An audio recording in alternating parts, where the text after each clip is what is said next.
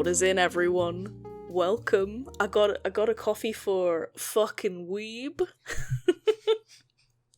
Hello, I am your host, the mint mocha that you didn't order, but you could still drink it because you're too polite to ask the person to change it, Connie. And to my right, although it's that way for you, isn't it? To my right is the silky chai latte with a phone number on the top that you didn't want nor ask for, Phoebe. Your face. Welcome in. Welcome. I'll take that one. I'll take that. I ate that thing. Sorry, I ate that thing. Really? Welcome to episode 2, Phoebe. Yeah, I know. We've actually survived this long. Yay. Yeah? Yeah. Keep it nice and lighthearted. Yeah, I just thought maybe we'd get fed up of editing by now, but apparently not. That's really interesting. We, as in me and Gengar. I'm very happy that you're here. She's crying at the door right now. Oh, you got rid of her? Well, no, she's crying at the door. She can't get out. That's why she's crying. Well, tough titties, Gracie. I know, You're here exactly. for about 2 hours-ish. Yeah, exactly. I mean, if I let her out, she'll then cry more. So, stay in, girl. Perfect. Oh, Perfect. Also, just to let everyone know, this is for everyone who's aware, we usually put the 18+ warning at the bit where we start talking about smut, but to be honest, we're quite feral all the way through the podcast. So this is your warning now. Later on, we'll be going to a brand new bar where it'll be really disgusting and full of disgusting schmut. But the general content and general content warning for the podcast is 18+. Okay, So if you are related to us or under 18, please leave. Or you work with us, bugger off. Or if you work with us, go away. Yeah, go. We don't want you here. Okay, you're banned, barred. It's negotiable if you work with me, but if you work with Phoebe, you need to leave. Yeah, no, you need to get out right now. Yeah. Not the type of job I'm in. No. No. So me and Phoebe are really underprepared this episode. We've done. We have known that we're going to do this episode for the next 2 weeks, and we were like, nah, let's wing it. I mean, I have my reason of why I haven't been prepared. Would you like to tell the class? Stand up, everyone. It's because, so, obviously, Final Fantasy 7 Rebirth's come out. I'm a big Final Fantasy girly. 7 is one of my favourites, apart from 10. 10 is an ultimate favourite. But my PC had reset while downloading Rebirth, and I lost all my save files. So I had to basically restart 7 Remake from a point that I played it last year, which was only halfway through. Oh, your PS5, right? Not your PC. Yes, PS5. Yeah. I can't believe that. I know. That's disgusting. I left it overnight because it was a 19-hour download, and then I woke up and it said, like, your data's been compromised. You're going to have to restart the whole thing. So then I spent, like, another 10 hours downloading Rebirth to then play 2 weeks worth of, like, just finishing it so I can get all my summons and everything else I needed for Rebirth. Did intermission, finished that, and then I think it was this week I started playing Rebirth officially. We could start talking about Final Fantasy 7 if you like. Oh yeah, let's do it. Yeah, welcome to Crema content, everyone. We're talking about anime, TV shows, video games, non-smut related things. Yes. Emphasis, well, I mean, we can make smut out of anything because Sephiroth is in this game. Not like, oh my god, this is awful. So, dick slapping. Yes. Yeah, alright, it's no dick slapping. In Final Fantasy 7, right? Well, Cloud and Sephiroth be throwing them swords around, if you know what I mean. Oh my goodness.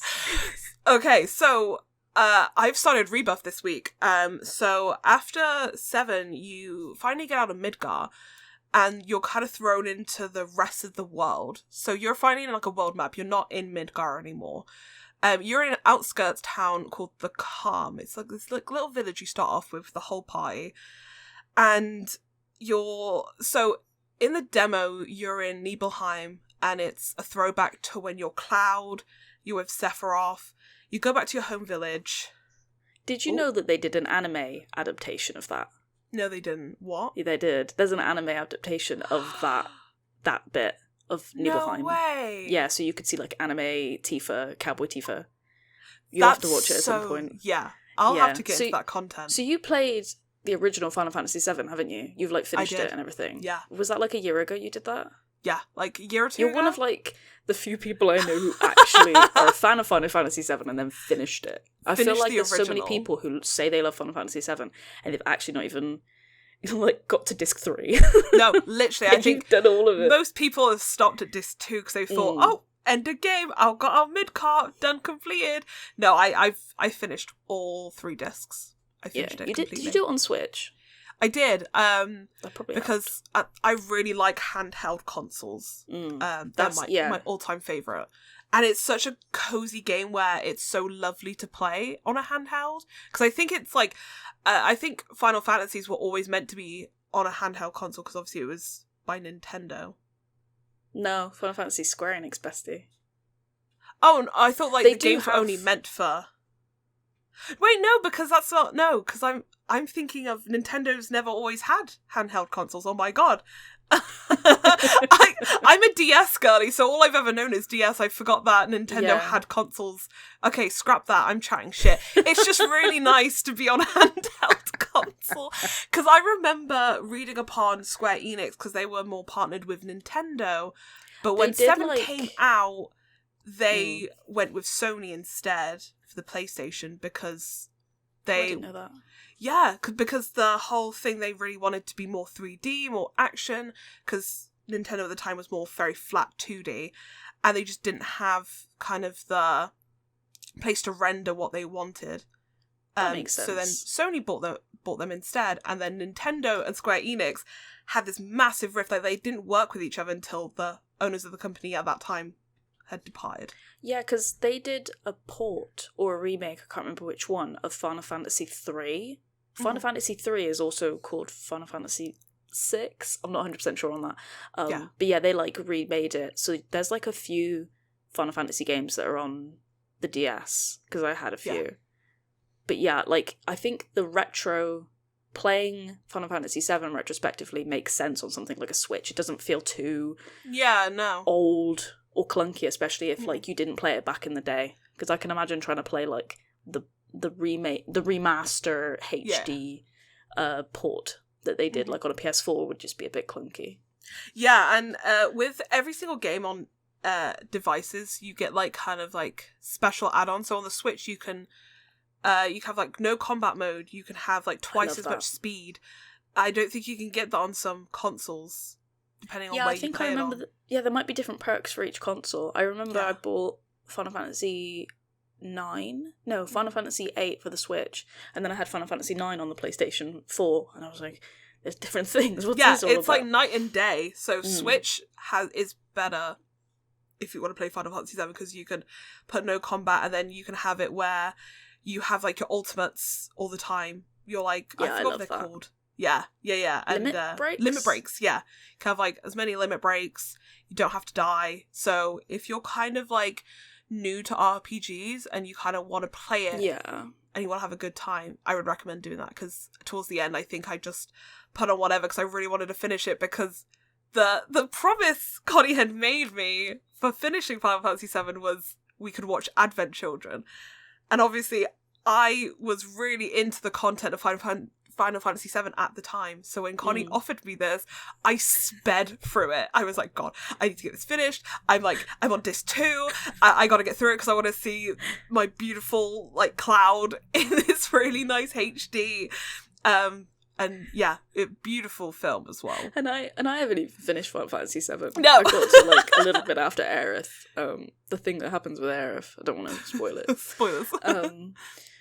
But yeah, So tell me what happens with how are you getting on with Rebirth? So Rebirth. So we're in the grasslands. I've gone into Calm. They are bringing these soldiers in to try and find Avalanche. So we have to evade the town, which I was really upset about, because obviously I love my side missions. And when I realised I was getting kicked out of Calm because soldiers were coming in, I was like, no, I need to stay. There's like so much I need to explore here, because I instantly went with like what the story was telling me. You can go back. you can go back. The soldiers do disappear, and you can go back into the village. So, heart attack over, because I really wanted to get in my Queen's Blood. It's like this like new game in Final Fantasy. It's like a card game. Everyone I know is talking about bloody Queen's Blood. Yeah. I have no idea what that is. It's really fun, actually. At first I didn't get it, but the girlies who get it. The girlies who don't. So. Girlies who don't, Gorn. Gorn. Gurn. So I've pretty much spent the whole time exploring the grasslands. It's been so fun and exciting because you have all these like new side missions, you get to meet all these new monsters and characters. But Chadley's back. Alright. I never liked Chadley. Chadley was not my biggest fan. Chadley's like the little specky guy, right? Yeah, the monocle boy. The nerdy, you have to do these like VR missions with him, and like every single bit of intel is for Chadley. Not happy about that. What does he need the intel for? Exactly. Suspicious. What are you going to do with the Chadley? Gonna tell Hojo? No, absolutely not. Stupid ass man. And so yeah, it's been a really fun time. I've like literally synced 14 hours into this, and I've only on chapter 4. So there was a bit that happened so I'd seen like the beginning of Rebirth. I saw someone stream it, and I really wanted to talk to you about it. So spoilers for like the first 2 scenes maybe of it's like the first 5 minutes. Rebirth, yeah. So at the end of Final Fantasy VII, you find out that Zack is alive somehow. Zack's just wandering about, and then it opens Final Fantasy VII Rebirth with him saving Aerith. Him rescuing Aerith, right? Yeah. And then Red, like, sabotages the helicopter. Mm-hmm. And then her hair comes out, and out comes the materia. Yeah, her bow comes out. Yeah, her hair falls off. Wig. Her bow falls off. Yeah, and out comes the materia. Is holy, right? That comes out in a really important plot thing later on in the original Final Fantasy VII. What did you think when that happened? I was freaking out. I was like, because obviously I hadn't seen any content of it. So when I saw Zack, I was like, huh? What? What are you? No! You're not supposed to be here. And it was really interesting because obviously when Zack is going through the town, he's still carrying Cloud. Yeah. And he like dumps him off in one of the sectors. Yeah. Yeah. And then Avalanche is pretty much, I think most of them are dead at this point because the helicopter gets crashed. I think one gets blown up. And then you've just got Aerith. And I was so confused. I was like, what's going on? Like, this is my Final Fantasy game. I really wanted your thoughts on that. And then there's a bit in after, I think I've only seen it to this part, there's a bit after the flashback where Tifa just outright says, this is a big Final Fantasy VII original spoiler as well, where Tifa's just like, I don't remember any of him being at Nibelheim. And they never say that, do they? That early on in Final Fantasy VII, right? So it's very far off, I believe. Yeah, and then and then obviously Cloud is having those weird hallucinations of Sephiroth sort of being like, well, what if she's an imposter or whatever? And they're kind of like flip the script. And I thought it was really interesting. And I was like, I can't wait for Phoebe to see this bit. That's why I wanted you to stream it, because I was like, I want Phoebe to show. I know. See her I was reaction. like, I wanted to keep this like moment for me and then stream it. That's honestly fair. Yeah. Because I think sometimes, streaming a game, especially like streaming a game that is so important to you sometimes ruins it. Yeah, because I know like I would be too distracted, so I was like, right, I'll play it first half with just me, and then I'll go back to it so I could go into depth, because there's so many details that I really love about this game. Yeah. But so yeah, the first part was really confusing for me, so I'm really interested to see where they take it, because they actually haven't gone back to that section yet. They're very much keeping it to the original game, yeah. Oh. So I'm wondering if it's like a butterfly effect, maybe something didn't happen, and that's why Zack is in that position. Because obviously, spoilers again, Cloud is basically went through a psychosis, or like a break in his mental state. Like, yeah. Yeah. So then he actually takes on the memories of Zack, and that's why he's a first-class soldier. He actually never was. And then obviously when they go to Midgar, when Cloud's there and Zack dies, Tifa's really confused because it's Cloud, but it's not really Cloud, but she doesn't have the heart to tell him, like, this ain't you, boy. Yeah. By the way, this is really weird. That's not actually you. Yeah, that didn't happen, but I'm just going to keep quiet. You didn't eat like that. You never ate, okay? You were actually shit at darts, what the hell? You're awful. So yeah, it's just super interesting to see why Zack is there. So I'm wondering if it is like a butterfly effect, that something has changed and happened, or like Cloud, something happened with Cloud or whatever. So I'm really interested to see how they keep playing with that. I'm super interested. It generally makes me want to get the game, because I didn't get on with Final Fantasy VII Remake, because I was kind of expecting it to be a shot-for-shot remake, essentially. Yeah, and now that I know it's not, some people even think it's a sequel. Like, you're meant to already know what's happening it's more like an homage in the original games.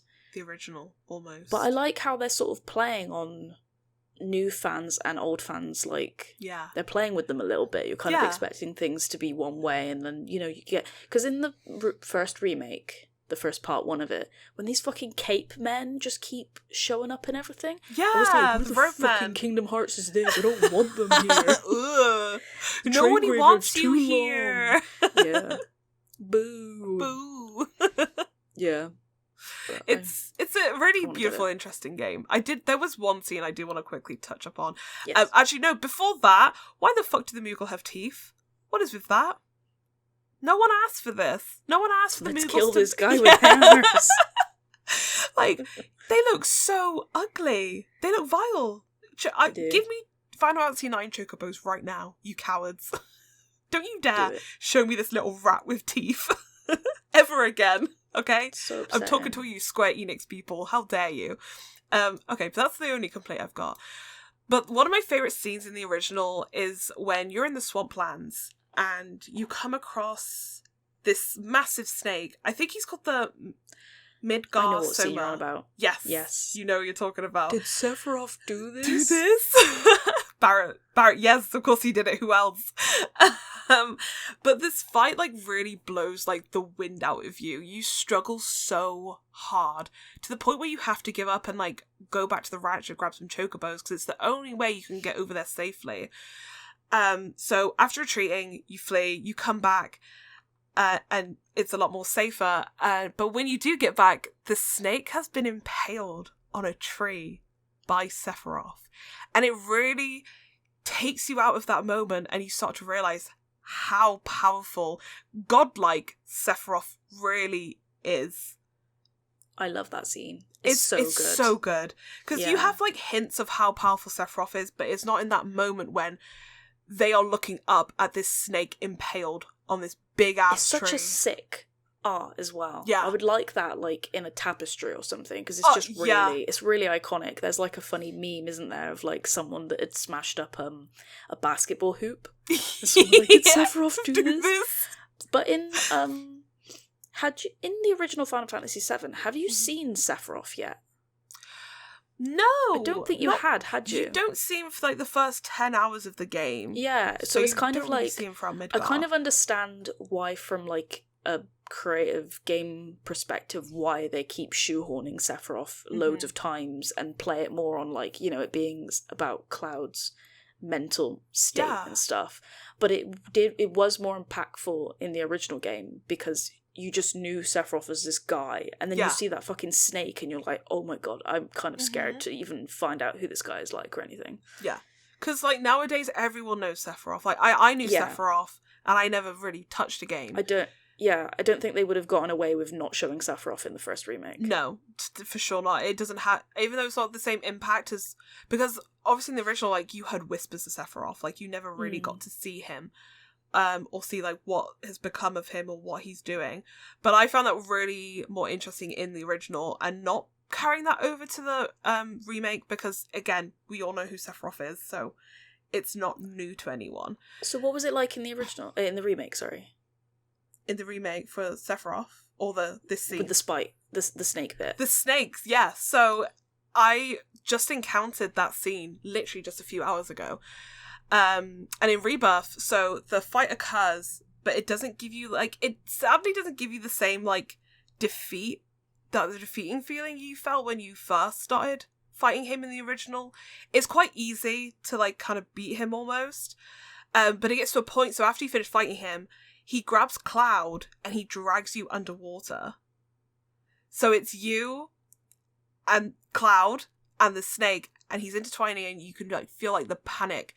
And then from the water coming down is Sephiroth. He throws the snake out of the water into the air, and he impales him on the tree. So you actually see him do it. Yeah. Really cool. I don't know if I like that. I suppose it's probably different if I'm seeing it, like, especially if you're like super into Sephiroth and you're like, oh my god. That's probably nice if you're like, you're waiting for the bit for the game to be like, yeah, you gotta fuck off actually. Yeah. And then you come back. If you're expecting it not to happen, I suppose that's probably everyone saw the swamp area, and obviously before they were like, we should go grab some chocobos actually before we get in. So you go do that, you come back, and then that scene happens. Yeah. So even though it wasn't disappointing, but obviously because it doesn't didn't sound have actually that bad. impactful feeling. But again, it's kind of cool to see how he did it and how strong he is. Because he literally this snake kind of like spirals out, because I'm guessing he uses like the wind materia, and he shoots him up in the air and he gets impaled in the tree. And what's also really fun, it's silly, but I find it really interesting, is when you saw in the original, the tree was almost like a stake, like it was like a spike. Yeah. And I'm always like, what? How's a tree looking like that? But in this game, it's actually because it was an actual tree, and then the actual snake monster blew out fire to make it into to that point. And then the camera kind of pans to it, and I was like, oh my god, it's the tree. It's the tree that's going to happen. And then obviously you go to the water, Sephiroth puts him in, and he gets instantly put on the spike, and I was like, fuck, this is so good. Like, just that little moment, it's so cool to me. I love the idea of being like, it's the tree. It's the tree. Final Fantasy VII enjoys when they see a tree. That's the tree. That's the tree. If I crop that tree, because it literally panned to the tree, if I had just cropped that and been like, what does this mean? You could tell he was a Final Fantasy VII fan. Yeah. That's perfect. Do you know what? Yeah, when you've described it a bit more, I think it makes sense if they didn't do it like it was in the original, because you already knew who Sephiroth was and you'd already seen him loads. Why not make it a bit more of a different sort of purpose for why you're showing him fucking kill this snake? It's so, it was incredible. It was one of those moments where I was like, that sounds good. I'm kind of glad I got to see Sephiroth do it as well, because obviously in your head you have to kind of make up how he got this ginormous snake, like Yorn's cousin from Resident Evil, onto this spike. It was really cool. That is really cool. I want to get it. And then I was like, maybe I'll get Dragon's Dogma. I've heard there's been quite a lot of issues for PC people with that game, and it's actually causing a lot of upset. Yeah, apparently the frame rate is not good. It's not well optimized, and people have found out if you kill NPCs, the game runs better. So people are like posting clips of Sephiroth being like, me lowering the frame rate and then just murdering everyone. That's really good. I like that. Yeah. I brought it back to Final Fantasy VII. Did you see that? Rewind. Apparently PC people are just really angry. And I don't blame PC gamers right now, because it seems to be like most games that have come out have been so rushed onto PC that it will come out, and then you can be able to play it in a year's time. So why not wait a year? I think if game devs are under a stupid amount of crunch in certain places as well. I can't speak for the devs of Dragon's Dogma, but yeah, it's a shame. I mean, it'll eventually, because I mentioned it on stream how I wanted to play it, and Kem said, give it a little bit. Yeah, I was like, give it some time. I'll do that. Like, I don't mind waiting. Yeah, no, just really. wait.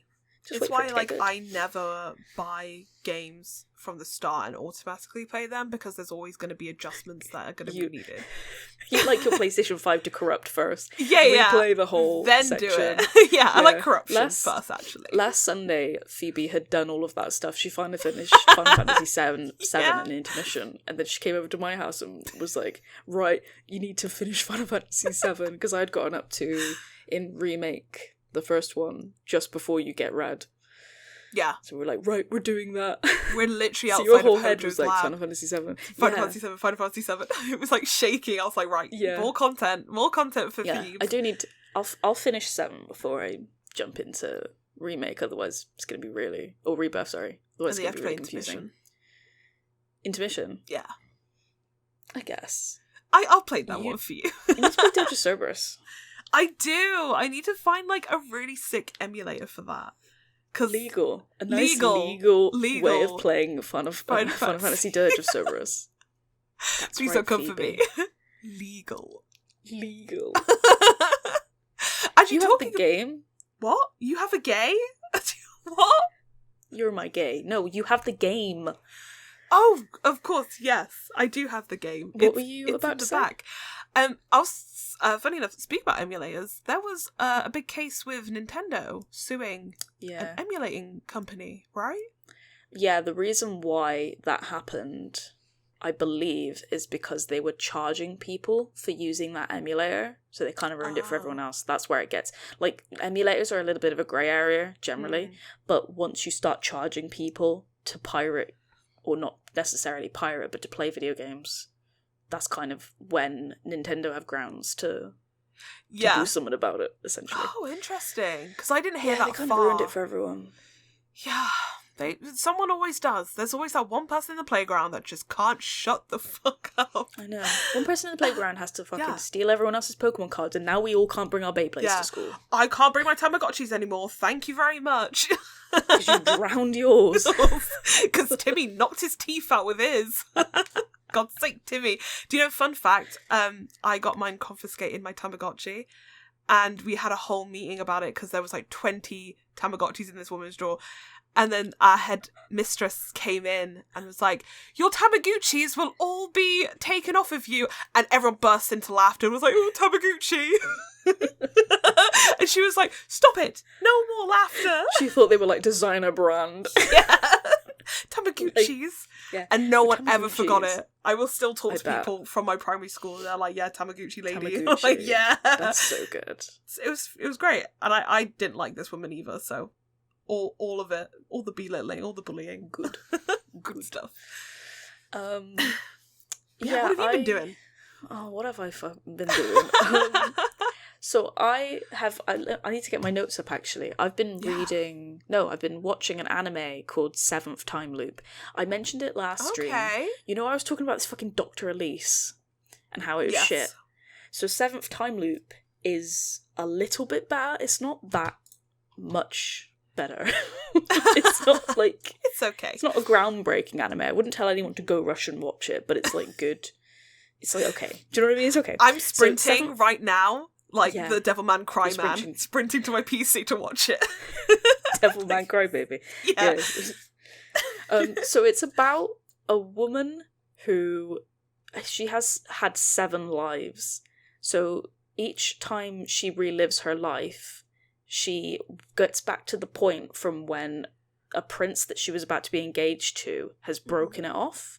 So the first time it happens, before she's had the loop, her bloke breaks the engagement. He's like, yeah, I hate you, you're actually a fucking bitch or whatever, this grand prince.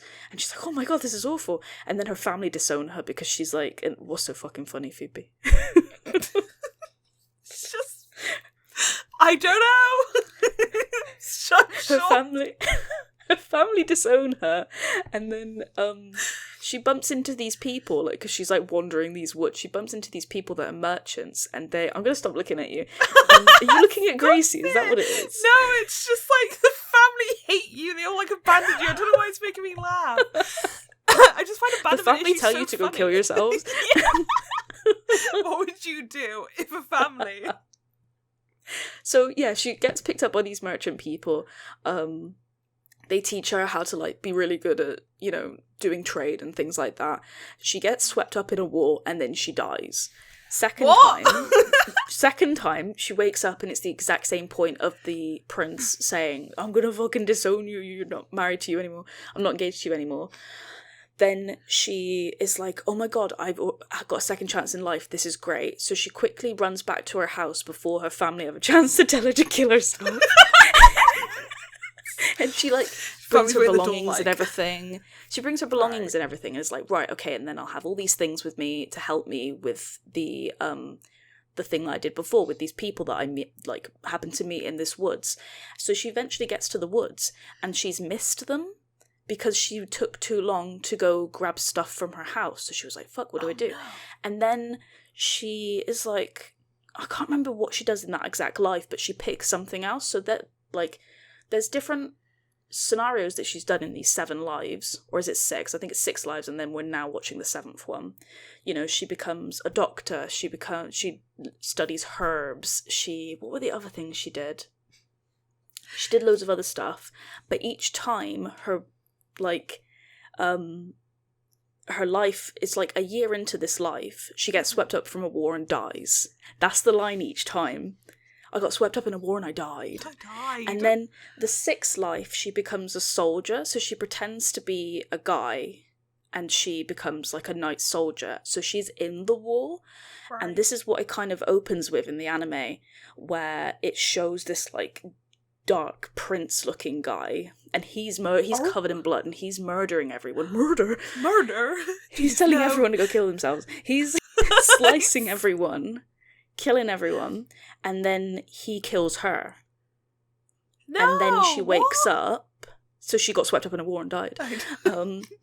So then she wakes up in her 7th life, and she's like, fuck, I don't really know what to do in this life. So she's like, okay, well, I'll just be lazy this life. I'll just do what I want and just laze about. But it's really satisfying because, like, watching her go through this prince telling her all these things, she's kind of like, yeah, I know, yeah, whatever, okay, yeah, go kill yourself. Right, that's not actually something that happens in this anime. This is Connie's rendition. I just can't stop saying it. Only when you're around me, though. I'm getting a bit concerned. Yeah, it'd be weird if I said it in front of Nemo. Subliminal messages. So, like, what exactly? So she's like, yeah, I'm just going to try and be lazy and just have a life of luxury and just sell a load of my jewels. She's trying to leave the palace where the prince has taught her to be disowned. And I'm trying not to laugh. So she's like, oh, well, I was an army person, not an army person, a soldier in my previous life. I'll just jump out the window and it'll be quicker. Because she was like, oh, it'd be quicker that way. So she turns around, like, goes a different route, and she bumps into the dark, bloody prince that killed her in the 6th life. No, what? And she's like, but obviously she knows who he is, but he obviously is just sort of like, what are you doing there? So he's like this prince from another nation that ends up having the war. He's the reason why there's always a war that happens in each world. So she's kind of like, I need to get away from you. He then just watches her jump out the window, and he's just kind of like, omoshiroi. He's just kind of like, why did she do that? That's interesting. And then a little bit more stuff happens. She goes to her home. Her like family are like, why have we're gonna disown you. And she's like, yeah, cool, whatever. And then she has a feeling, and there's like soldiers and everything around her. Oh yeah, the prince that was breaking off the engagement, he came to her house for some reason and was like, why did you run away from me? I wasn't finished telling you that I disowned you and that we're not marrying each other anymore. Yeah. No. And then she has a feeling, and his soldiers are around. She grabs one of the soldiers' swords and like blocks instinctively, and the dark prince guy, like the other guy who killed her, was like about to attack her, and she blocked it. And he kind of did it. He kind of did it to sort of see, because she walked a little bit like she was a soldier, and he had like a feeling that she would be able to block it.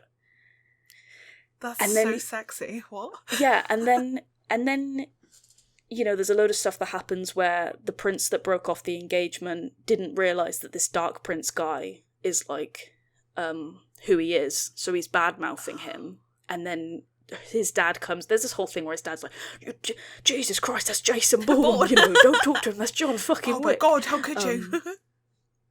And then the dark prince guy is like, oh, don't worry, and then he gets on one knee and he proposes to the main character. That's a good setup, right? That's pretty... Do you know what? I can't wait to live my 7th life. I hope this is it. I want someone nearly stabbing me. Okay. Yeah. So, like, yeah, she's kind of like, I always get swept up in a war and die at the end of my life. So maybe being near the guy who's the cause of it is gonna help break that cycle a little bit. But, like, he's so bipolar. He's mad, this guy. Yeah. He's loco. He's kind of a bit strange. Like, yeah, I'm trying to think what else have I written down for my notes. Because I'm wondering if he knows her from, like, different loops or something, or if he knows that she repeats their life. Because he killed her, the only time they'd met was her previous life, and she was disguised as a boy. So I wonder if, like, he...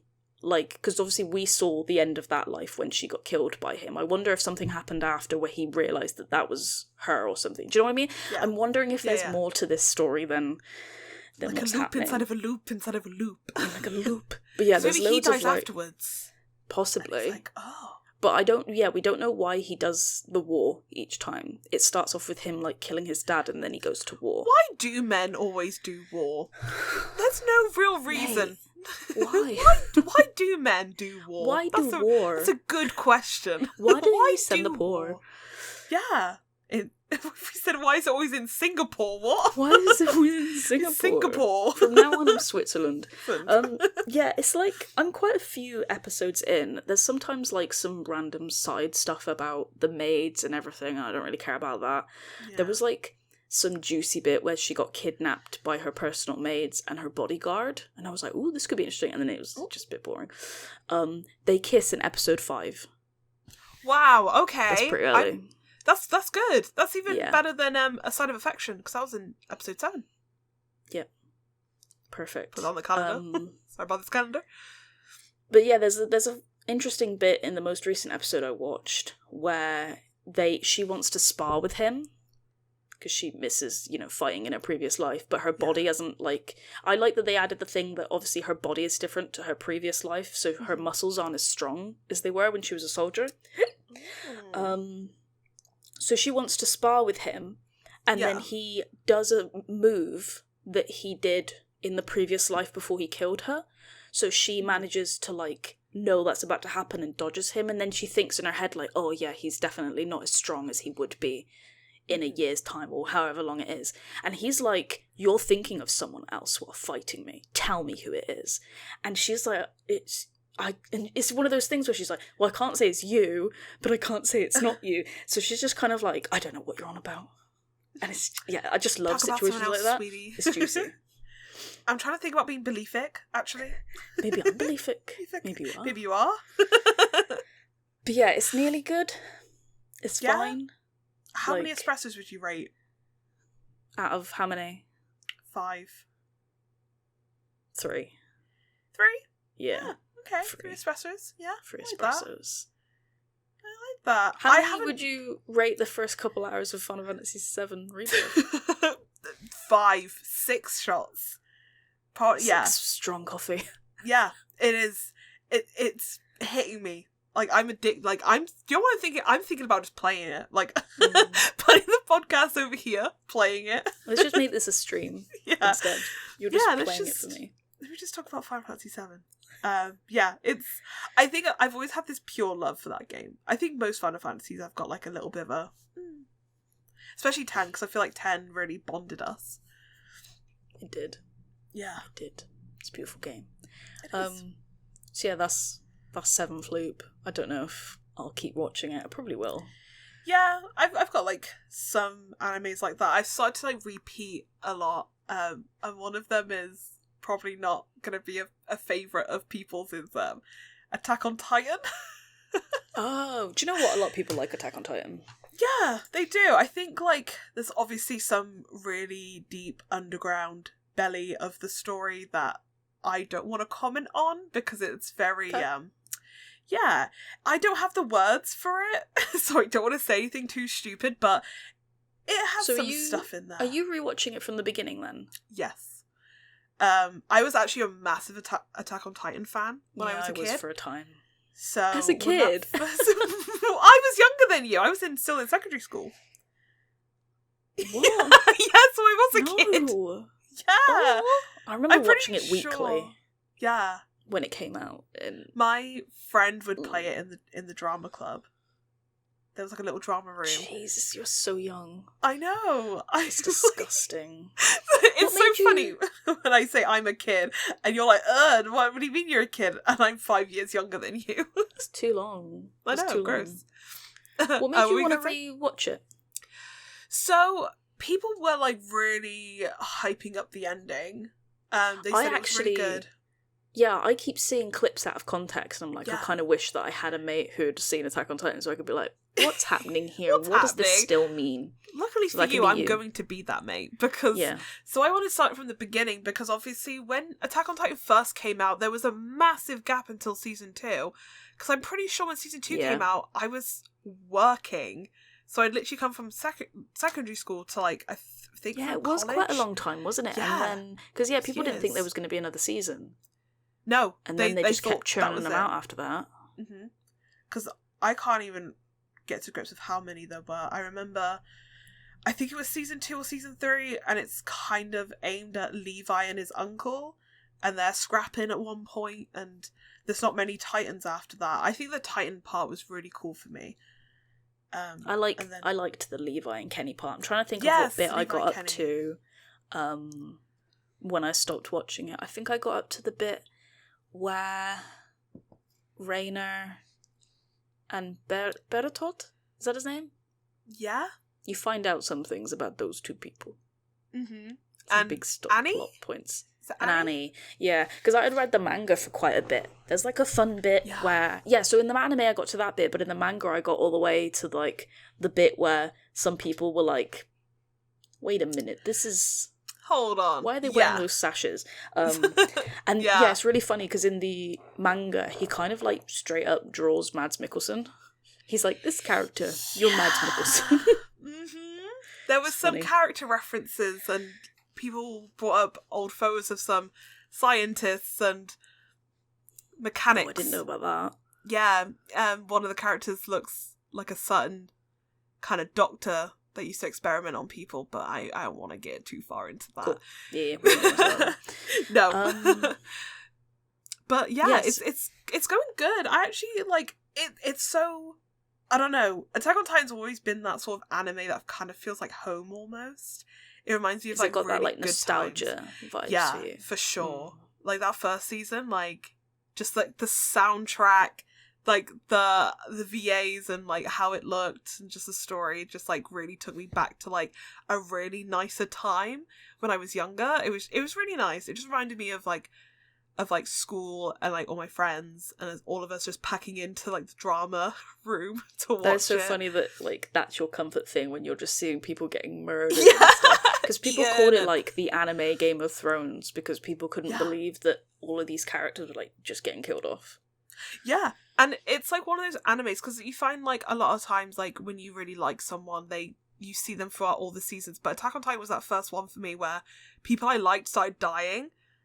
And I was like, oh no. Like, you couldn't like someone in case they died next episode. Because they would kill anyone off. They are not scared. And then you got prepped for, like, that kind of prepped you for JoJo Part 3. Yeah, that's why it didn't hit me or as even much. Part because 2, like, yeah, because all of it, like, every single season, there's always someone that I care about that dies. Caesar. He's Danny. Oh, yeah, Caesar, yeah. Danny. Caesar, yeah. And Kakyoin. Oh, when Kakyoin died, I think that really made me emotional because I loved him. La la la la la la la. I feel like Abador's hurt me because of how quick it was and unexpected. And Iggy. Actually, fucking Iggy, I was a broken woman when that bit happened. Because he did it to save someone, didn't he? He was just a good boy. He was just a good boy. Fucking Vanilla Ice. I'm never listening to Ice Ice Baby again. I'm listening to Ice Ice Baby like this. You fucking prick. You like killed little Iggy. Backer thing on your forehead. Yeah, that little vein. Yeah. I got that. Get fucked. Yeah, no, that scene broke my heart. And then, yeah, I think that was like the only one. I think that was like the last season where I was like, oh, the pain. We're not talking about Attack on Titan anymore. We're not talking about JoJo. Welcome to JoJo podcast. Everything comes back to JoJo. Everything comes back to Joseph. Joseph Joestar. But yeah, no, I think I've gone back to like Fruits Basket for like the millionth time. I will always go back to Fruits Basket. It's just a good anime. I like it. Yeah, it gives me everything I need. Wholesome. I was thinking of rewatching Fruits Basket as well, and I was like, do I want to be in pain? So beautiful, like just like the way it's animated, the way they tell the stories, even like the beginning opening songs and the ending songs just mean so much to me. Yeah, I can imagine. Very beautiful. Have you heard of the anime Frieren? Frieren? No. So I've watched the first 2 episodes of this, and I've cried all 2 episodes. It's about what is it? This. So it's like you've probably seen it. It's the elf girl with white hair. Yeah, I think I've seen it on the front page. It's like Crunchyroll put it on the front page quite a lot, and she's like in a field near a tree. It's I know what you're talking about. It starts off with a band of adventurers, and they finally kill this like demon king or everything or something, so like peace is restored in the world, everything's great. It's a dwarf, 2 humans, and an elf in this party, and they kind of are like they go their separate ways, and the main character of the anime, who's an elf, her name's Frieren, she's like, yeah, I'm probably just gonna go around and collect spells or whatever. So everyone parts, and 50 years go by. But to her, who's an elf, that's like a year to her. Do you know, like in time of when it comes to time. So she hasn't aged a day. She goes back, and her party, like her human party members, there's one guy, and he had this blue hair, and he was like a beautiful baby doll sort of guy, you know, a bit of a playboy. He's this old man now in a walking stick, with this big beard, and it's kind of sad.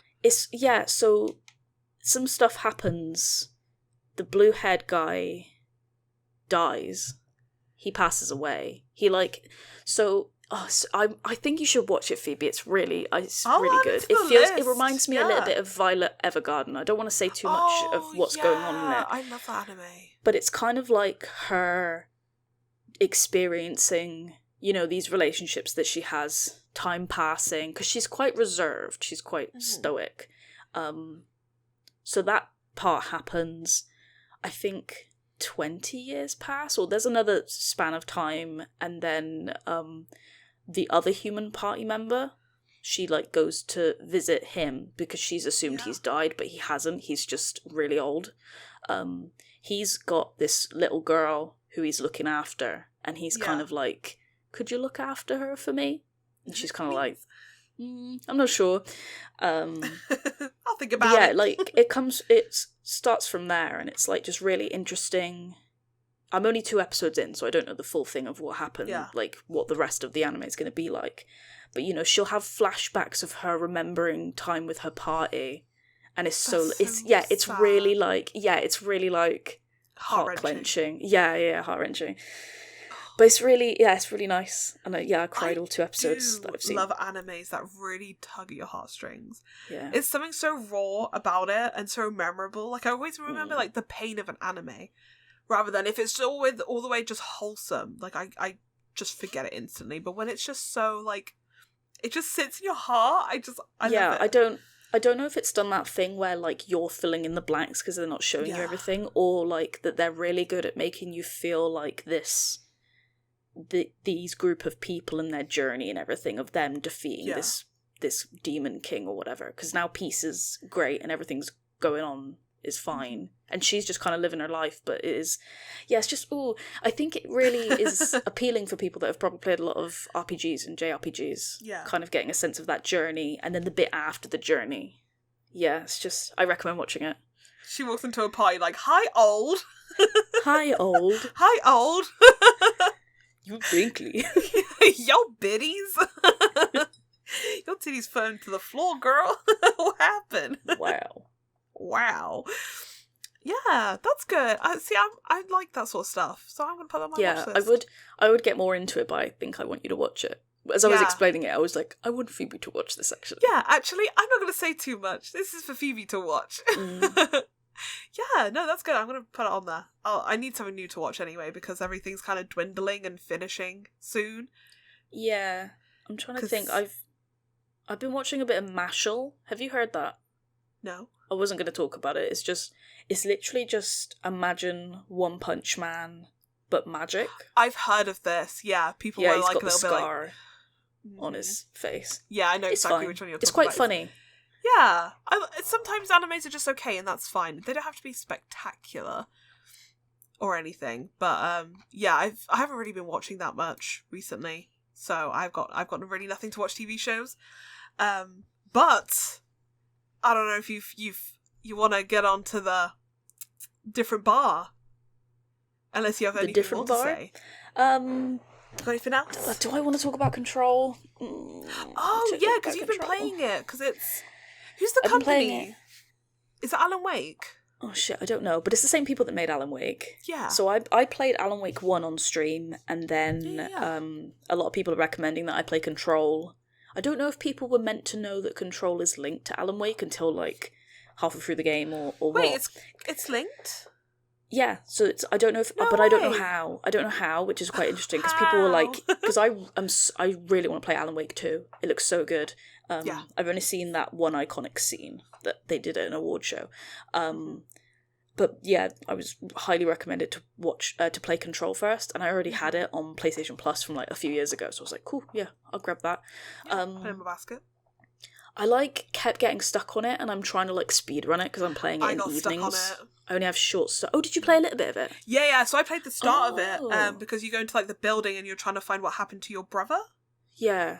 Yeah. Okay, you probably got a bit further than I did then. Yeah, I got hella stuck because the map system is so confusing. I got so fucking lost. I could not bear how painful it is. Because it's so easy to get lost. I remember circulating the same place over and over again, and you actually had to kind of go around this corner and go underneath. Are you on about a circular map bit? Yeah, I was on that bit and I was like, where the fuck am I going? I kept reading the signs. I kind of like how you do need to not rely on the map too much and you actually got to read a sign.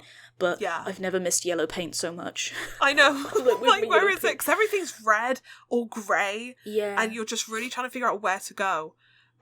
And I think I got so lost that I just dropped it because I think, again, I'm the type of person where if other things come out, I will just drop a game. Yeah.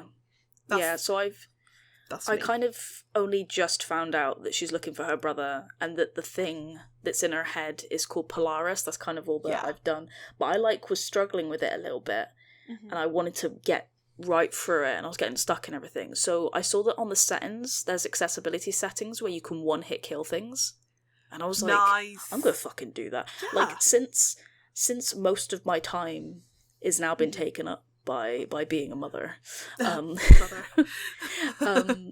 I don't have much time to play video games anymore. So I'm like, I might as well, I'm here for the story. I'm just going to jet through it. And so I've got one hit kill on and I feel great. I feel so powerful. It makes me feel like the character, I've forgotten their name.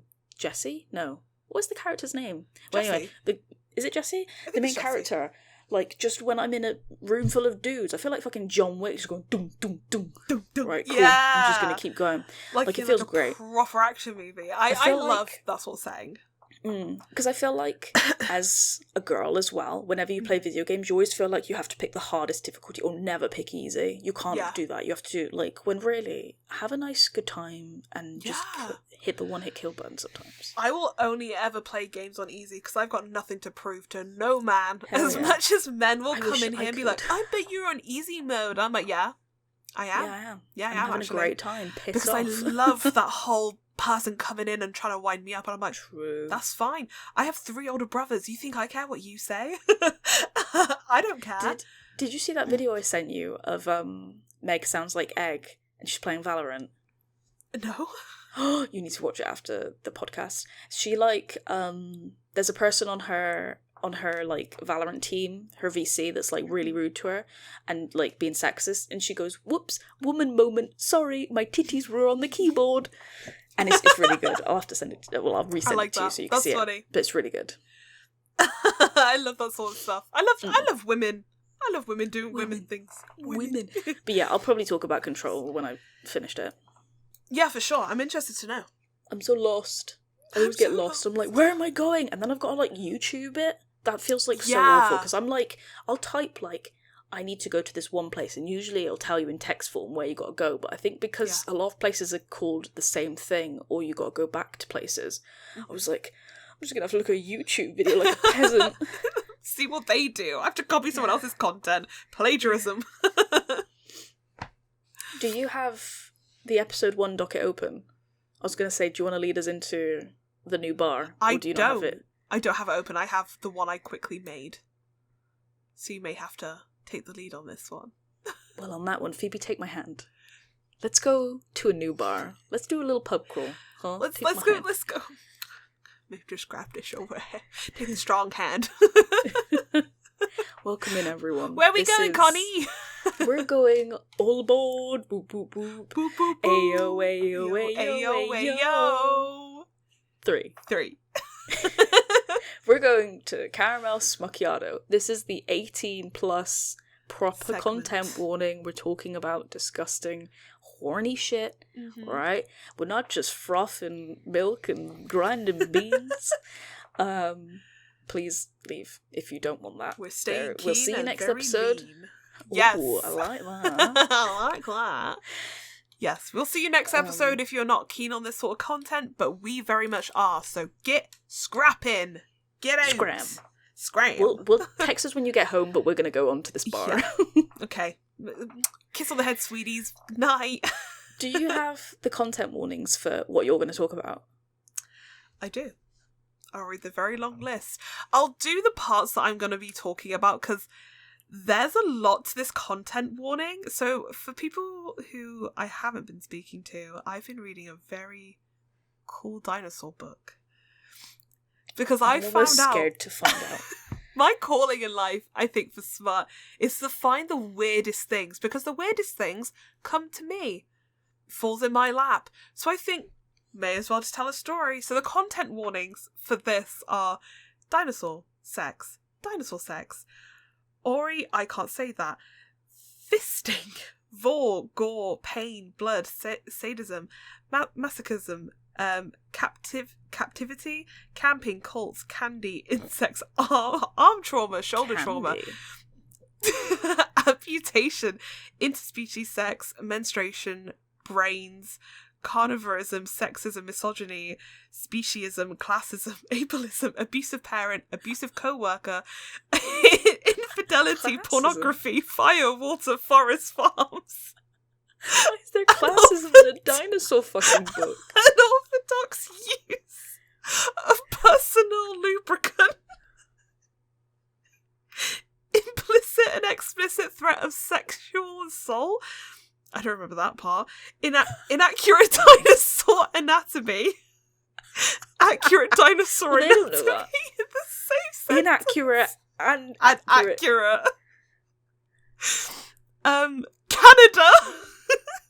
Canada. Yeah, that's one of the trigger warnings is Canada, South Dakota, Walmart, cornfields, cow tipping, barns, pickup trucks, threat of police violence, guns, gunshot wounds, immigration paperwork, portable toilets, decapitation, taffy pulling, animal slaughter, religion, PTSD, fortune capital, and vegetables. That is all the content warnings of this book. There you go. That is incredible. I know. That was a breathful. I think that's taken up most 5 of the minutes. book, right? Yeah, that's it. I think this is longer than the book, which is what was the impeccable. word that you couldn't say? How's it spelled? THOSCELIDAPHOBIA. Oh, it's what? Orni-fossilidophobia. Fossilidophobia? Is it something about, I don't know, fossil fuels? I don't know. Oh, thalassophobia, fear of the ocean. Okay. There's cool. ocean Yeah, I thought... in this section. I thought it was worth figuring out what that word was just in case. Yeah, just in case. Again, random stuff, but I'm glad it's there. I love the idea of looking at the book. Do I want to get it? I really hope there's no immigration paperwork in it. Oh god, I'm going to cry if I see vegetables in this book. My it goodness. better not. This dinosaur book.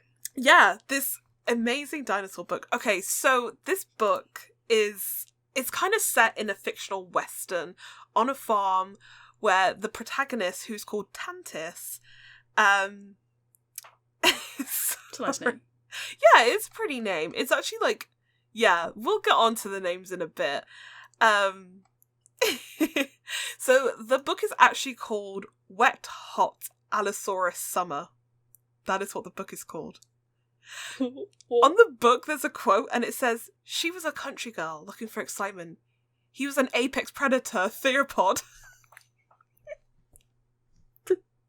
That's right. The title of the book. It's amazing. So yeah, it's set in like a western, like farm land sort of territory, and Tantis lives with her alcoholic father. So he's a bit of a mean guy, to say the least.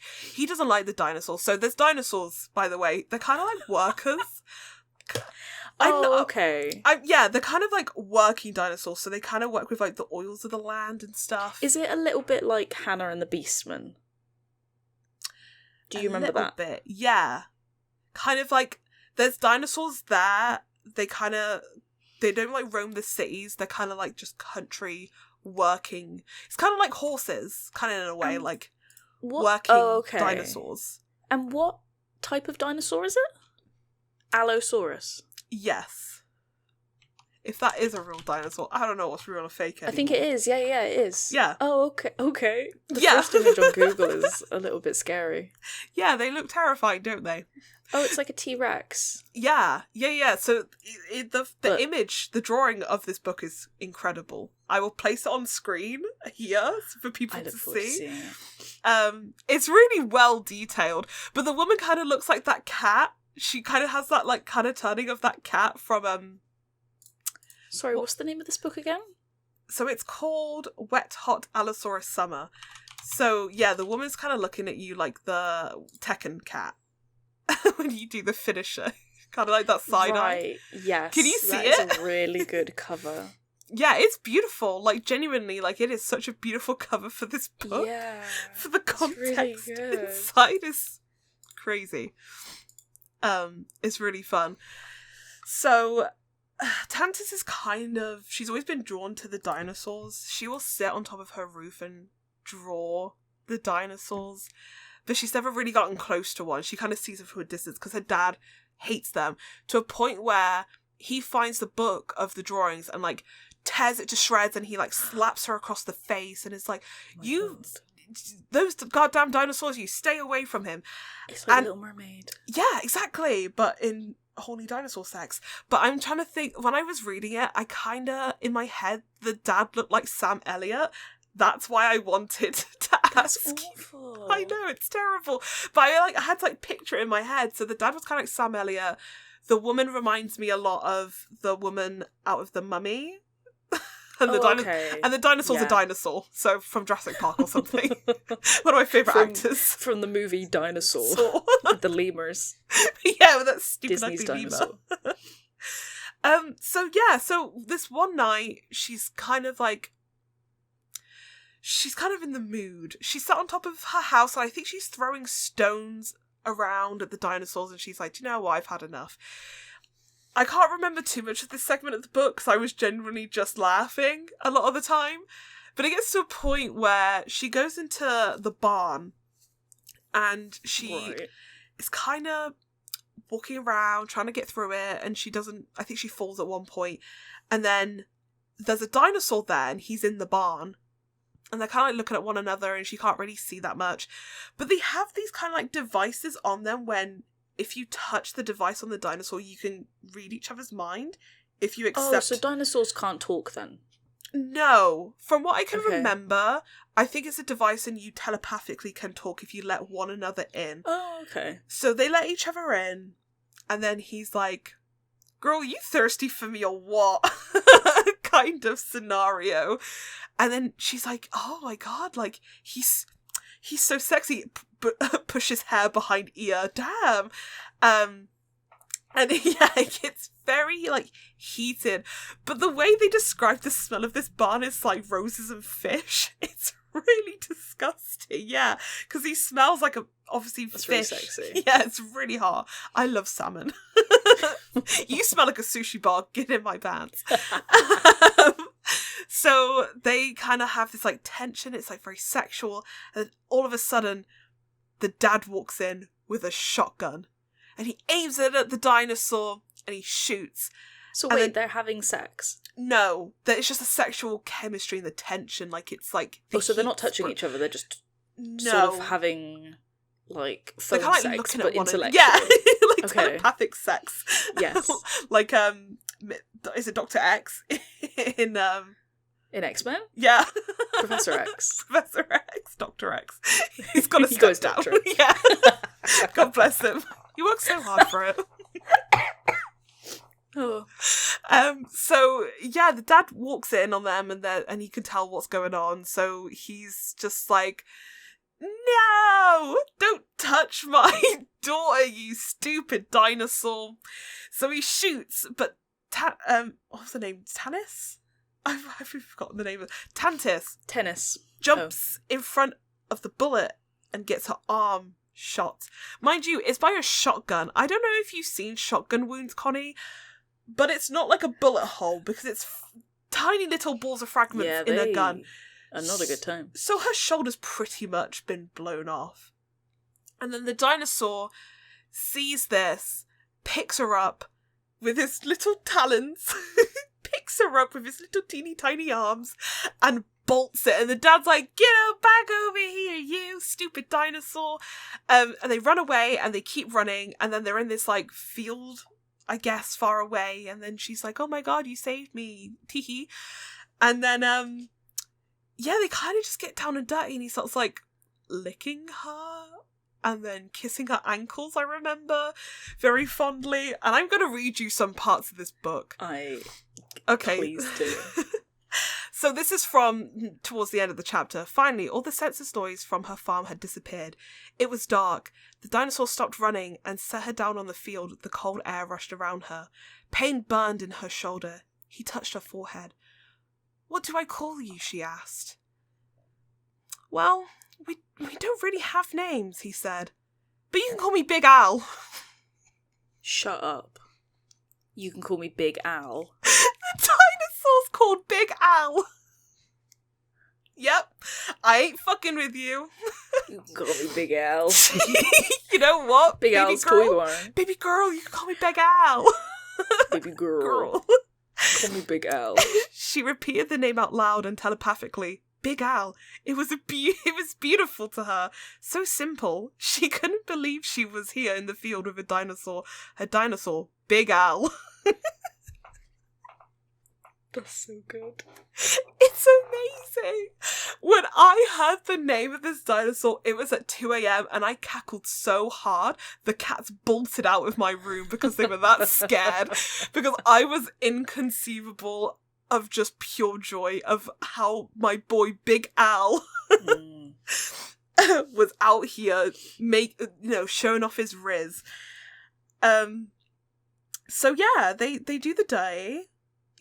He gets what he wants and she gets what she wants, and they have freaky dinosaur sex on the ground. This part though, this is what really ascended me into the far planes. So this part I'm going to read out to you is about amputation. So wait, no, you need to talk about how they have sex, actually. How does it work? Is it like a massive... Do they mention how it's massive and uncomfortable? Yeah. Does like, he fully prep her? Well, yeah, so he kind of like starts licking her. He like licks her from up to down. And he like kisses her ankles. You don't want down to up. Yeah, no. You get sore. Counterproductive, that is. You have to go all the way back down. It doesn't make sense. You can't go back on yourself. Yeah, not a roller coaster. It's a one-way street. I would be like, right, I'm done. I'm bored. Wrong way. Can't turn back. So I wonder if it's in this passage. He rubbed his muzzle all over her body again, her skin pucked up. She could feel the way like she was jumping into a freezing lake while being burnt alive. That's really sexy. Big Al popped her buttons easily with his talons. He tore off her pants. Is this a sex scene or is this him amputating her? I'm confused. No, this is the sex scene because you badly wanted to hear it. I did want the sex scene. He tore off her pants like she was made out of paper. Tantis had never been naked in front of a man before. Never mind a man dino. Still hasn't. Yeah. Still hasn't got there yet. Let me find the passage really quick. Yeah. Because oh my god. I couldn't realise I read this much. So, this is about Tantis. She's being, like, kind of pinned against the cold earth by him. Tantis grasps. He slid his tongue back up her body to extreme tenderness. Like a hot summer breeze with the tip, he grew circles on her neck, working his way from the base of her ear to the collarbones. His every touch made her tingle. He traced her breasts, circling her nipples, which leapt up. They hardened with the pleasure of the almost painful Big Al. Shut up. Big Al continued down her body, licking her belly and inner thighs. I can't not think of that guy from fucking Toy Story. I know. But in a dinosaur suit. Big Al Toy Barn, yeah. Yeah. But he's like wearing that T-Rex from Toy Story. Yeah, he's wearing Rex. Rex. But as a costume. I mean, I keep interrupting you. No, it's fine. I would rather be interrupted. This is the highlight of my career, everyone. He kissed her ankles with his strong jaw. He pushed apart her legs. Her thighs quivered. He licked her ardently. Oh my god, your cat is grooming themselves behind you, Phoebe, Gracie, for audio listeners. Phoebe's cat, Gracie, has started grooming herself in the background of the camera. My poor I don't think girl. she's in the view anymore. She's just, oh no. Oh no, there she is, she's going again. Gracie, can you read the room? Gracie, please, you're too young, you're 10. Yeah, I didn't want that 4D experience, I kind of needed that to stop. She really chooses her moments. She's the star of the show. So I have a cat called Gracie. She's currently in the background grooming herself while I talk about a dinosaur grooming a woman. So yeah, Big Al continued. He kissed her ankles with his strong jaw. He pushed apart his legs. Tantis felt her whole body melt. He grasped her butt with his talons, tasting her deeper and deeper. That cannot be comfortable. Yeah, I just can't help but think how painful that is. That's two knives basically being jabbed into you. Yeah. I can't imagine. Does he file them? Yeah. just outside, like... Filing his nails. Dinosaur Day. Dinosaur Day. And, like, so they've made an effort in the book to say that he's cold-blooded as well, right? So yes. It just sounds like she's in for a really horrible time. I mean, obviously people can enjoy temperature play, but... Yeah. Could you imagine if the dinosaur has a really big heating lamp? I always hated ice tongue. I'm so glad it's warmer now. Having sex in a fucking That's from jacuzzi. Scrubs, by the way. That's not us saying a personal thing. From Scrubs. This is Scrubs. Everything we say is in Scrubs. Yeah. The pleasure moved through the waves, rippling. With his tail, he grabbed her around the waist and lifted her up so that she was face to face with him. I'm trying to get to the proper nitty gritty. So I have another question. Is her arm dangling off for all of this? Yes. I kind of forgot that her arm flipped. Yeah. What? Yeah, her arm is pretty much... done anything about it. No, she's not feeling it. She's feeling too horny for the dinosaur. So she's her arm is... Her arm dangling. So he's lifting her up at this point, I believe. So yeah, he's lifting her up. Her arm is dangling off. And they're just going for it. They're quite literally going for it. Fair play. All night long. While her arm is just dangling off dangling her body. From the socket. Yeah. Mm-hmm. Visceral. She felt a massive rubbing against her own warm wetness. He slid her up and down along it, wetting her himself. Then he entered her, his talons dug into her shoulders, which have already, one of us been shot off, so I don't know how shoulders. Oh. Shoulder. Jeez. Forcing her down to accept all of him inside her. She felt like she was going to be torn apart from his size, and all from the intensity of her own pleasure, he pushed deeper. How much she could go in? No idea. This girl's brave. Yeah, because I looked up the height difference between an Allosaurus and a human, and they're like twice the size of a human. Yeah. They're like 10 meters tall. Mm-hmm. It doesn't sound like this is a small boy either. These are like 10 big boys.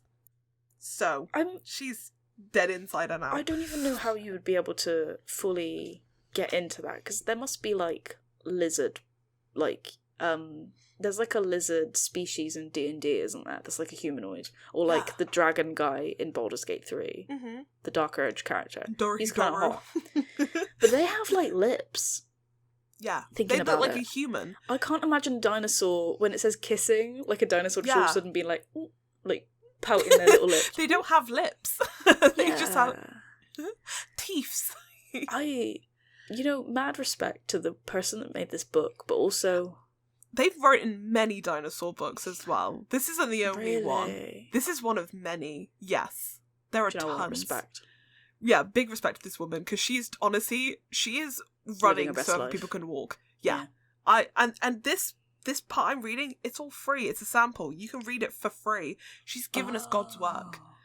My goodness. So big up to her, because she's really good at her work. I ain't lying. I mean, this girl's there's a few phenomenal. holes. Maybe because it's a sample, it's not telling you the bit about the I just don't think you believe, Connie. Maybe I don't believe. You're a believer. I'm just trying to give her more credit than why there's a sex scene with her having a wound on her, a bleeding wound on her arm. Hey, dinosaur sex doesn't, takes away the pain. Yeah, guess so. Guess so. Everyone thank Phoebe for reading this book for the podcast. You're so welcome. I just really thought people needed this on a Saturday night. It makes me think of like trying to find a version of that where it would be a bit sexy, because I was trying to be open-minded when you read that, but I couldn't help but look disgusted the whole time. Yeah. My face looked like I ate a lemon. Dorohedoro.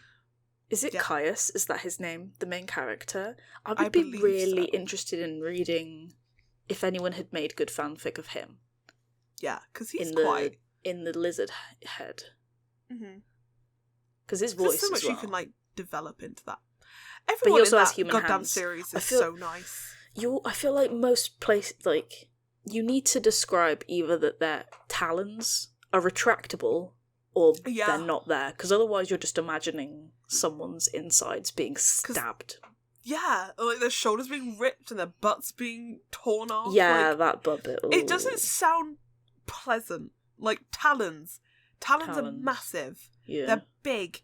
Like, if you go to a museum, next time you go to a museum, look at one of the dinosaur's talons and be like, I've never seen a dinosaur skeleton. Have you not? And they've ruined for me forever. Oh, shucks. Oh. Our trip to the Natural History Museum is cancelled. It's going to be too raunchy. Yeah. We stare at the talons I'll be like, excuse me, where's the dragon penis? I'm looking for the fictional one dong? And the true to science or whatever the content was. There's a book out there that's said about the talons. Now show me where they are, cowards.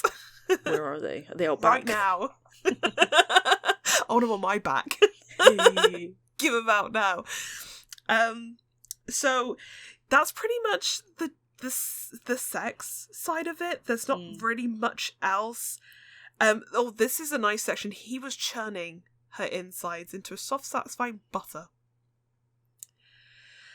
I guess. Yeah. Churning. Yeah. Nothing really great.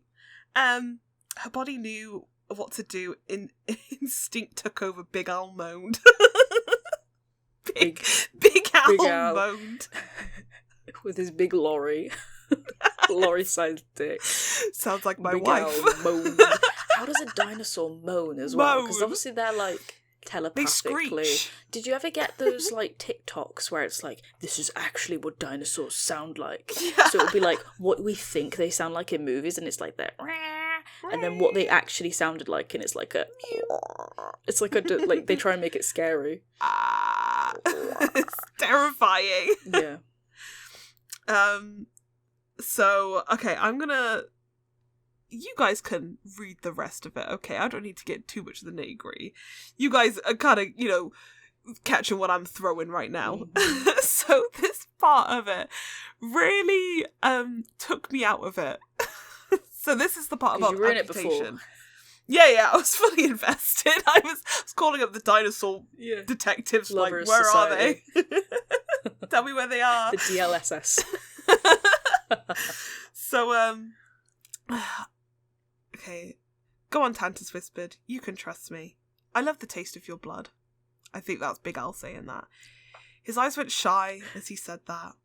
She felt his vulnerability. She lifted herself up in seated position, and looking down at her body, at the wound her father had inflicted on her shoulder, her arm dangled dead and grey. There wasn't any use trying to save it. She knew what to do. She offered her injured arm to his hunger and felt the hot pain of his love, and he devoured the whole thing. He eats her arm? Mm-hmm. And that's pretty much... wrong? Do you know what? I was on the side of the author. 2. Now I'm concerned for them. Are they okay? They need a check. We need to go check if they're fine. Need to check in.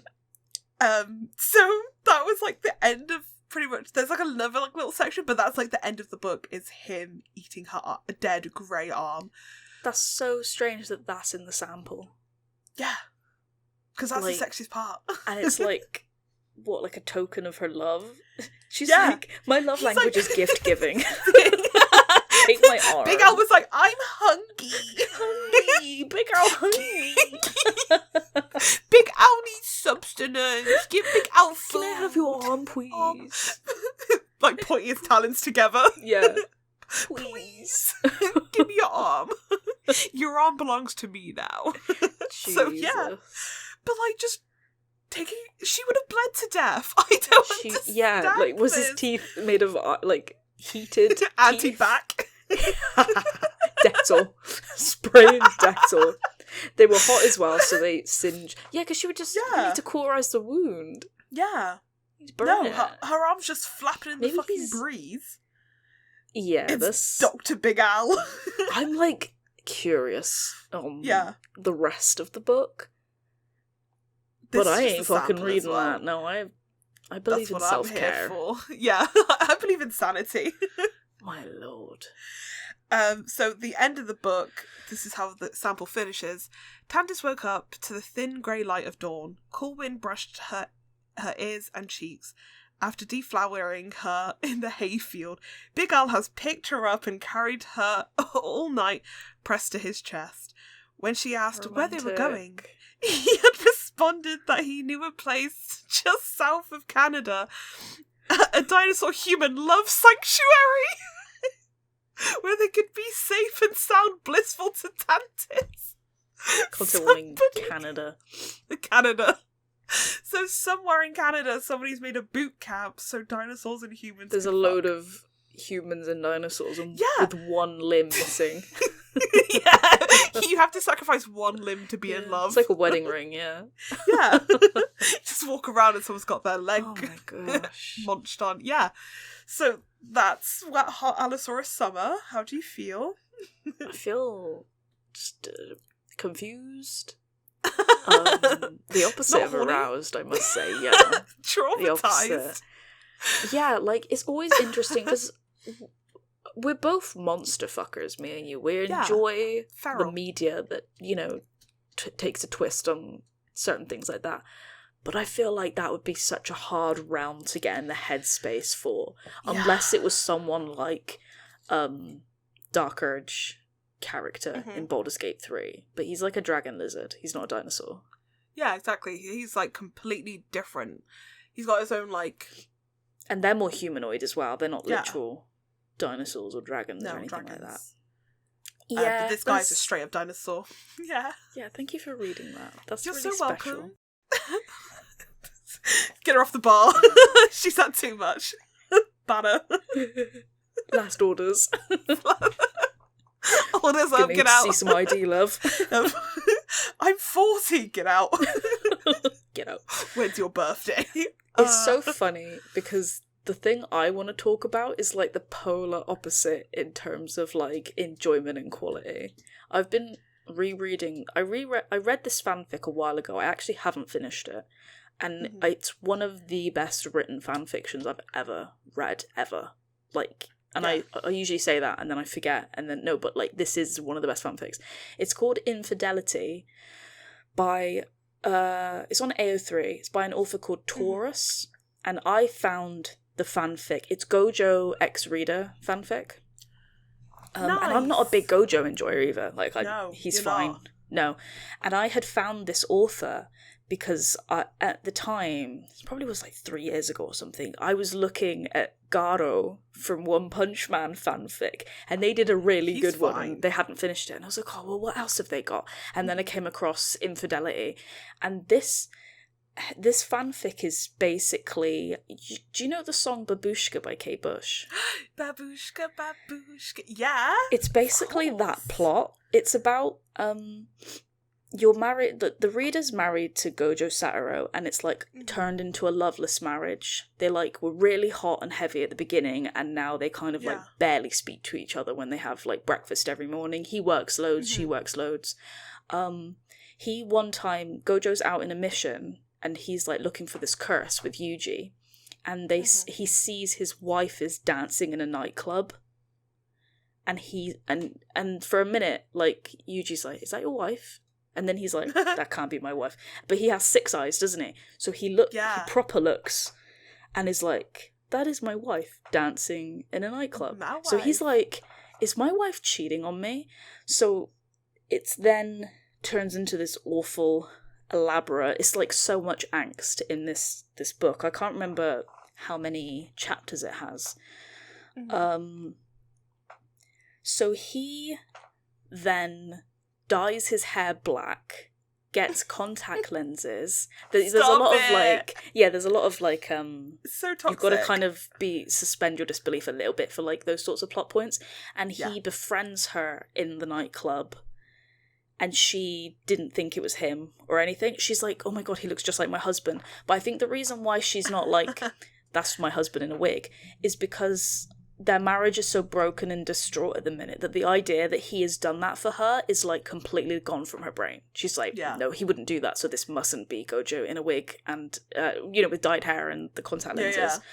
So it kind of spurs on from there. He's kind of trying to figure out if she's cheating on him, and then it gets to a point where he kisses her, and then they start doing some stuff.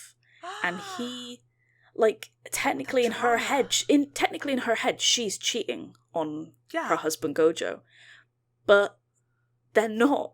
Do you know what I mean? It's like, it's written so well as well. I have like the way they describe the reader. It's so calculated, so good. Yeah, and I quite like the scheming of it all, but I do have an imagination in my head where Gojo runs to Megumi and he's like, where's your black hair dye? Where's your black hair dye? Yes, yeah, read it. It's like, what? I want to read a few bits. So this is about, he's like tailing his wife. She's walking to the, to a nightclub, and this author's so good at writing how sexy the main character and Gojo are. So it says, wait, is this the one where she's walking, or is this the one where she's dancing? Well, I'll read it anyway. Every particle attracts every other particle in the universe with the force that is directly proportional to the product of their masses. It turns out his wife operated outside the realm of physics, because she was tiny compared to the sun, the earth, and even compared to Satoru himself. But she wielded a gravitational force of the likes of which he had never seen. He realized in amazement that almost everyone inside the packed club had their eyes directed at one and the same thing: his wife dancing in the middle of the dance floor, with neon lights cascading all over her body. The sacrilegious dress was now doing its job in full glory. It was gliding and spilling over every bend and dip of your body, which were now completely modal to the beat of the music. The hemline of the dress kept riding up and down your thighs, threatening to expose everything and yet never quite doing so. thus leaving the watcher in lingering bittersweet anticipation. But something else was threatening to reveal even more. The cowl neck of your dress, which repeatedly dipped from side to side over your the collarbone, making Satoru wonder how a wardrobe malfunction hadn't happened yet. Is there any more in this bit? Yeah, it's just, there was another one as well, I can't find it, where it was her walking down the street and how everyone was looking at her, but it also says about how sexy Gojo is and then how everyone was looking at him. Like, they paint such a good, vivid picture of how she's dancing in this nightclub. Like, they also do a really good scene as well, where there's, like, strobing lights in the nightclub, and at one point it lands on him, so then his hair looks white and his eyes are white, so for a split second she's like, oh, this is my husband. That's so good. Yeah, and then it changes again, and she's kind of like, I hallucinated that, what's going on? But yeah, I think that's really creative. That's really good. There's this one conversation I also want to read out as well. What Satoru failed to notice in his however, was that as soon as people stopped oogling his wife, they were oogling him next. After all, Miss Gojo wasn't the only stupidly attractive person walking down the street. Several feet behind her, an equally handsome, tall brunette with wide shoulders, a broad chest, and toned legs wrapped in skinny jeans was walking like a male model straight off the runway. It was one of those Mr. Gojo fans that stopped him just as he was about to follow his wife into the club. Satoru donned his politely charming mask as he indulged the young woman and her friends who soon joined her, while he watched his wife disappear into the entrance of the club and bend into the crowd inside. As much as I'd love to join you for a drink, ladies, I'm married, he told the zealous woman. Crazy. A cat just walked over Phoebe's webcam for audio listeners. Be involved. She's like, I love Gojo. Yeah, where was I? As much as I'd like to join you for a drink, ladies, I'm married, he told the zealous woman. Happily? One of the girls asked hopefully. Gotaro smirked. You wouldn't believe how happily. Stop it. What a he's toxic like, piece of shit. I love him. Yeah, he's so toxic. Like, the way he's written is so good in this fanfic. It's so... Let me try and remember... try and find how many chapters there are. Because I was trying to get to the bit where they eventually have sex. There's 27 chapters. Oh my god. How many kudos does it have? They were even like they were in their own podcast as well. She's like, mother. She's like, mother, please. Our first good Gracie guest. Content. Our first guest in the podcast. Gracie, I'm so sorry to audio about listeners. Gojo? Yeah, Gracie's like a tortoiseshell. A grumpy tortoiseshell cat. She's got tortitude. Okay, she's my firstborn. She is my baby girl. Baby girl, where are you? Baby girl, where are you? Where are you? Yeah, it has 5,000 kudos. It's like, damn, that's good. Yeah, one for Gojo. a lot of people talk about this fanfic and how good it is, and it is really like painful, but like it's a car crash. It's so good. I love how people write Gojo to be so toxic, because he is a toxic character. Yeah. Like, he's not a nice guy. Like, he wouldn't give you nice, like, sweet compliments every 2 seconds. Like, he would make you work for it. He's like, he thinks he's the dog's bollocks. Yeah. And I don't think he's like a sub either. He doesn't give sub energy. He kind of, I don't know, he kind of does like a mixture, but he's When I think of dominant. Guido, when I think of Ghetto, I think he would be the sub. Do you think he would be the dom between Guido? No, I think Gojo would be the sub. dom. The dom? Yeah, really? I think Gojo would be, yeah. Between Ghetto. I keep saying Ghetto and Guido. The ways in which you talk to me. I'm not Guido. Have you wishing I was gone? Who the heck is Gojo? Because I just think, like, Gojo is such a piece of shit. Like, he's so sarcastic, and I think, like, that gives very dom energy, where he loves teasing people. Like, even though it's quite effeminate teasing, I feel like he would still be a dom. I think, like, Gato is, like, one of those, like, acts really dominant, but he's just a bottom in disguise. Okay. Because some bottoms do act really dominant, and they're not. I don't know what the general consensus is in the fanfic realm for who is mostly the dom or the sub in that pairing, because they're quite a popular pairing, aren't they? Oh, for sure. Like, everything I see with, like, Jujutsu Kaisen related content is those two. Like, tattoos, like, the like fish. merchandise, the fish everywhere. Like, it's everyone's being is those two, which I can kind of get. They are, like, a really good duo, and I think they could be like a tragic couple thing, couldn't they? If you enjoy I think that people sort of could thing. write that really well. It's kind of like Romeo and Juliet, like they are meant to fail, but you want them to succeed so badly. But yeah, no, I like Gojo fanfics because I think I do like a Gojo. You know, I actually don't mind him. Like in you these, like Gojo, sort of don't context. you? Yeah, I like Gojo. Like, I prefer his fics more than Nanami's fics because Nanami's quite strict and straightforward. They don't really write him to be a dickhead because he's not. It wouldn't be true to character I think if that's he's probably written what like it a is. dickhead. Yeah, Nanami's either written like daddy sort of dom stuff, but other than that, he's a bit one note. Yeah, it's all whereas pretty much the same. Yeah, if you want some problematic stuff, you go to Gojo. You Gojo and Toji. People. Those two are like the ones where if you kind of like the sense of being treated like shit, then that's the place you go to. And then my baby boy Choso, stop writing him like he's a bottom. He's crazy. Stop it. Yeah, when me and Phoebe were really into Choso, all of the fic I could find was him like stealing underwear. I know. He's so weird. He's like the greasy person. In like he reminds me of the weirdo in Perfect Blue. Like that's how they write my poor boy. No, yeah, they write him so awful. creepily. Yeah, I know. My God. That's why I'm making a public announcement. Sonic, so you're a well, bitch ass. Because I need to make an announcement. I hate you, That's little right, girl. You ugly little girl. Little girl. I'm talking to you. Me to Choso writers. You can't just blow up the moon. I am the moon. Yeah, it's really interesting because I wonder if most of those fanfics were written before Choso's voice was, because I feel like his voice really changes his personality because he's got such before a deep after he ripped off his sub. t-shirt. Tell me right now. That's what we want to know. He's a beautiful voice actor. Like Have the you whole of Jujutsu Kaisen have really good voice actors. Yeah. It's very Have well you good. Very well watched? I can't remember if I asked you this last episode. Have you watched Delicious in Dungeon or seen any of it? I've heard about it. So it's kind of like what's that other food anime that people really love? And it's like really sexual. Food Wars? Food Wars. Apparently it's like that, but medieval.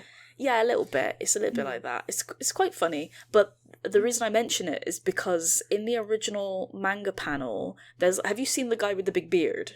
The dwarf guy with the big beard. There's a manga panel of him falling on his ass, basically, and he's upside down. In the manga panel, his crotch is covered. In the anime, full crotch panties are out. Hey, I think I sent it to you on Twitter.